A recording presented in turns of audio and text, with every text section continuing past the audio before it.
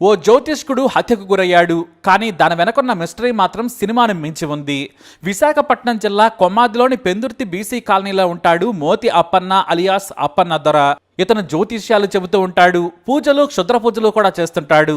ఈ అప్పన్న అతని భార్య కొండమ్మ, కొడుకులు ప్రసాద్, దుర్గాప్రసాద్తో కలిసి నివాసం ఉంటున్నాడు. ఇంటింటికి తిరిగి జ్యోతిష్యం చెబుతూ ఉంటాడు. అంతేకాదు కీడు, శని పూజలు కూడా చేస్తుంటాడు. మంచి జరగాలని కూడా వారి వారి ఇళ్లలో పూజలు చేసి వస్తుంటాడు అప్పన్న. దాని ద్వారా ఆదాయం బాగానే వచ్చేది. కుటుంబాన్ని పోషించుకుంటూ కాలం గడుపుతున్నాడు. అయితే ఫిబ్రవరి 9, 2025న ఆనందపురం వెళ్తున్నానని ఇంటి దగ్గర చెప్పాడు అప్పన్న. చెప్పాక బయటకు ఎప్పుడు వెళ్ళినట్లే వెళ్ళాడు. అయితే రాత్రి వరకు తిరిగి రాలేదు. మరుసటి రోజు వరకు వెయిట్ చేశారు కుటుంబ సభ్యులు. ఫోన్ కూడా కలవడం లేదు. దీంతో ఆ మరుసటి రోజున అప్పన్న పెద్ద కొడుకు దుర్గాప్రసాద్ ఆనందపురం పోలీస్ స్టేషన్లో ఫిర్యాదు చేశాడు. తన తండ్రి కనిపించడం లేదు, ఫోన్ కలవడం లేదు, దయచేసి వెతకాలని కోరాడు. దీంతో పోలీసులు వెంటనే విచారణ మొదలుపెట్టారు. దర్యాప్తుల్లో ఉప్పాడ ప్రాంతంలో తప్పిపోయినట్లు గుర్తించారు. ఆ తర్వాత సెల్ సిగ్నల్స్ గుర్తించగా ఓ ప్రైవేట్ లేఅవుట్లో ఓ అస్థిపంజరం కనిపించింది. ఆ అస్థిపంజరం దగ్గరికి కుటుంబ సభ్యులను పిలిపించారు. అక్కడ అప్పన్నకు సంబంధించిన వస్తువులు కూడా దొరికాయి. అవి తండ్రివేనని అప్పన్న కొడుకులు గుర్తించి లబో దిబోమన్నారు. అసలు మా తండ్రిని చంపాల్సిన అవసరం ఎవరికుంటుందని కొడుకులు కన్నీరు మున్నీరయ్యారు. అయితే ఈ కేసును ఛాలెంజ్గా తీసుకున్న పోలీసులు ఆ దారిలోని సీసీటీవీ ఫుటేజ్లను, ఆ లొకేషన్లో ఉన్న ఫోన్లను గుర్తించగా భీమిలి నేరళ్ల వలసకు చెందిన భార్యాభర్తలు గుడ్డాల మౌనిక, చెన్నారావుల హస్తం ఉందని గుర్తించారు. వారిని అదుపులోకి తీసుకోగా సంచలన విషయం బయటపడింది. మౌనిక, చెన్నారావు దంపతులు నెల రోజుల క్రిందట ఆనందపురం మండలం లొగడలవానిపాలెంకు వచ్చారు. ఓ ఇంట్లో అద్దెకుంటూ ఉన్నారు. అయితే ఈ మౌనికకు ఆ దగ్గరలోని టీ షాప్ నడిపే ఎడ్ల తిరుపతమ్మతో పరిచయం ఏర్పడింది. ఆమెతో రోజు మాట్లాడుతూ ఉండేది మౌనిక. ఈ తిరుపతమ్మ దగ్గరకు ప్రతి మంగళవారం, ఆదివారం వచ్చేవాడు అప్పన్న. ఆమె కోసం రాత్రి సమయాల్లో పూజలు చేస్తూ ఉండేవాడు. ఏంటని ఆత్రంతో విషయం అడిగింది మౌనిక. తమకు మంచి జరగాలని పూజలు చేయిస్తున్నాను. వ్యాపారంతో పాటు ఇతర కీడు పోగొట్టేందుకు రాత్రి వేళ పూజలు చేయిస్తాను. అప్పన్న మంచి జ్యోతిష్కుడు. ఆయన చెప్పినట్టే నడుస్తుంది. ఆయన పూజలు కూడా ఫలిస్తాయని చెప్పింది. దీంతో మౌనిక కూడా పూజలు చేయించుకోవాలనుకుంది. తమకు కూడా కీడు పోయేలా, మంచి జరిగేలా పూజలు చేయాలని తిరుపతమ్మను అడిగింది. ఆ తర్వాత తిరుపతమ్మ మౌనికకు అప్పన్నను పరిచయం చేసింది. తమకు కూడా పూజలు చేయాలని కోరగా అప్పన్న సరేనన్నాడు. అయితే ఒంటరిగా ఉండాలని, ఎవరో చూడొద్దని, పూజలు చేస్తానని చెప్పాడు. అందుకు మౌనిక ఒప్పుకుంది. ఆదివారం పూజలు చేస్తే బాగా కలిసి వస్తుంది. ఆదివారం స్నానం చేసి పూజకి ఏర్పాట్లు చేయమని చెప్పాడు. పూజ సామాగ్రిని కూడా తానే రాసిచ్చాడు. ఆ మేరకు మౌనిక ఏర్పాట్లు చేసింది. దీంతో రాత్రి సమయంలో ఇంటికెళ్ళాడు అప్పన్న. కాసేపు పూజలు చేశాడు. తాయెత్తులు కట్టి హడావిడి చేశాడు. అయితే అప్పన్న ధర ఆ రాత్రి సమయంలో అందంగా ఒంటరిగా ఉన్న మౌనిక మీద కన్నేశాడు. ఆమెను ఎలాగైనా అనుభవించాలనుకున్నాడు. దీంతో ఆమెతో తప్పుగా ప్రవర్తించాడు. ఆమె వద్దని వారించింది. కానీ తాను చెప్పినట్లు వినకపోతే పూజ ఫలించదు, ఆ తర్వాత శని తగులుతుందని భయపెట్టాడు. అయినా సరే ఆమె వద్దని వారించింది. వెళ్ళిపోవాలని కోరగా భయపెట్టి బలవంతంగా ఆమె మీద అత్యాచారం చేశాడు.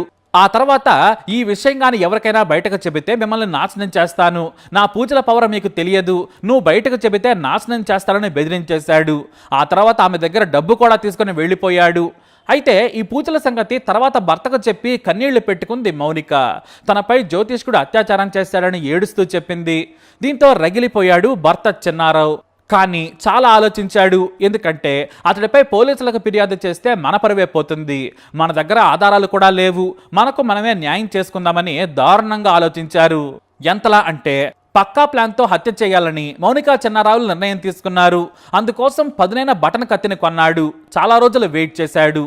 ఎందుకంటే వెంటనే పిలిస్తే అనుమానం రావచ్చు, తాను పిలిస్తే రాకపోవచ్చు. అందుకని దంపతులిద్దరూ వెయిట్ చేశారు. ఆ తర్వాత పల్సర్ బైక్ తెచ్చుకున్న చెన్నారావు జ్యోతిష్కుడు అప్పన్నకు కాల్ చేశాడు. ముందు దండాలు, దశకాలు పెట్టి ఉప్పాడలో ఉన్న తన తల్లి కోసం పూజలు చేయాలని కోరాడు.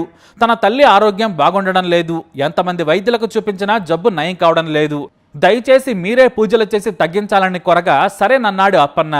డబ్బులు కూడా డిమాండ్ చేశాడు. 10,000 రూపాయలు అడిగాడు అప్పన్న దొర. మొత్తం పూజ చేయడానికి 10,000 ఇస్తే వస్తానన్నాడు. చివరికి 7,000కి బేరం కుదిరింది. ఇద్దరి మధ్య ఒప్పందం కుదిరింది. తానే బైక్ మీద తన తల్లి దగ్గరకు తీసుకెళ్తానని చెప్పాడు. ఆదివారం రాత్రి సమయంలో పూజ చేద్దాం, బయట వారికి అనుమానం రాకుండా తెల్లవారే లోపే పూజలు చేసి వెళ్ళిపోతానని చెప్పాడు అప్పన్న దొర.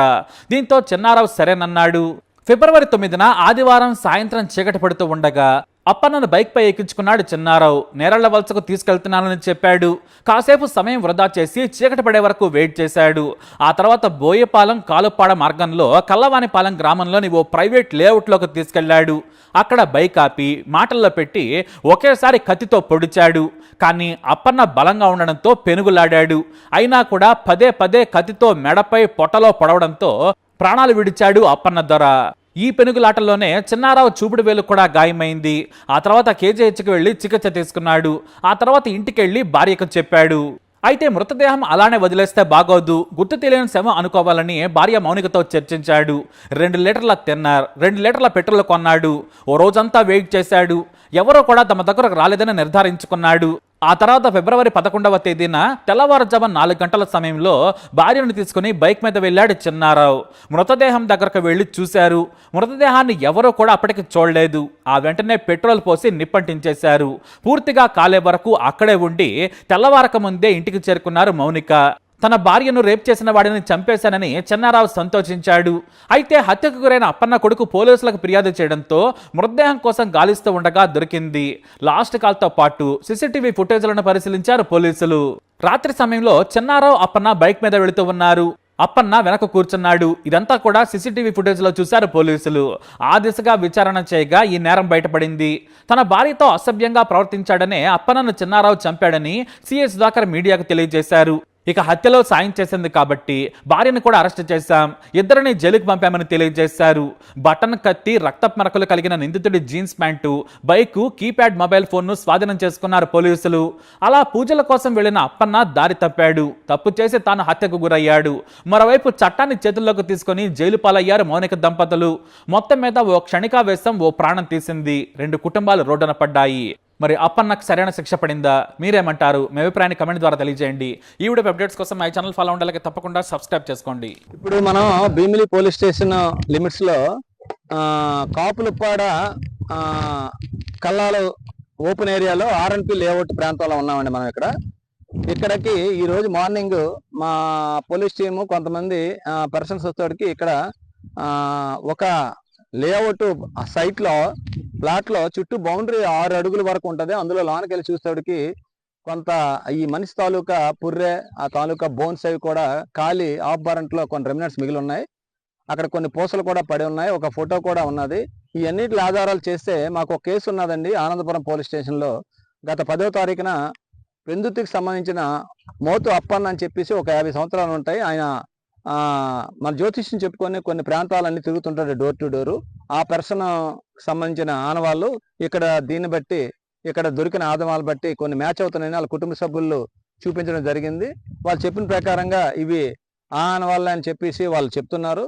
అందులో భాగంగా ఆ కేసుకి ఈ కేసుకి ఏమైనా కనెక్షన్ ఉన్నదా, ఈ పర్సన్ ఎవరు, ఏం జరిగింది, ఇక్కడ ఏ విధంగా ఏ మనిషికి సంబంధించినవి అని చెప్పేసి మేము ఆధారాలు సేకరిస్తున్నాం. మా క్లూస్ టీం వచ్చిందండి.